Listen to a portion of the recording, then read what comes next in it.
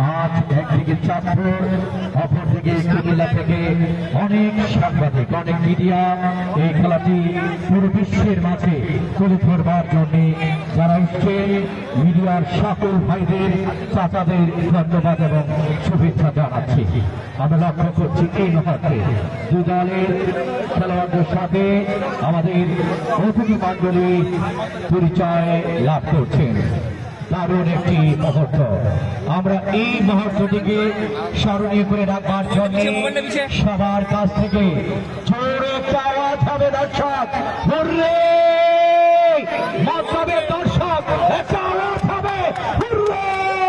Mobile পিছে, mobile পিছে।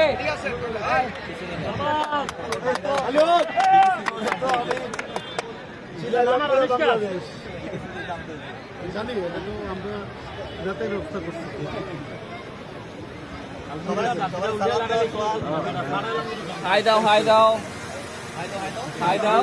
দেখতে পাচ্ছি আজকের অনুষ্ঠানে সম্মানিত বাংলাদেশ ফুটবল ফেডারেশনের স্বীকৃত প্রাপ্ত রেফারি রয়েছেন, তাদেরকে আমরা দেখতে পাচ্ছি তারা সারিবদ্ধ হয়ে দাঁড়িয়েছেন এবং তাদের পরিচয় বর্ণনা সেরে নিয়েছেন।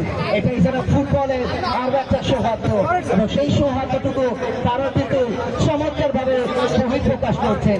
এবং যদি বলতে চাই, মতলবের ইতিহাসে একটা স্মরণকালের সর্ববৃহৎ আয়োজন, একেবারে মাঠের গ্যালারির পাশে তিনবার, কেউ ছাদের মধ্যে, কেউ বারান্দায়, কেউ গাছের মধ্যে, কেউ বা মগডালের মধ্যে।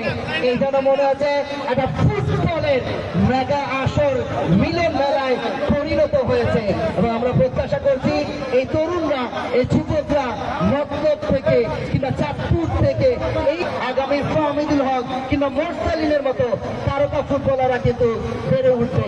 এবং গতকালকে আমরা দেখেছিলাম নেপালের বিপক্ষে হামজা চৌধুরীর অনবদ্য গোল, সে বাইসাইকেল গোল দিয়েছেন।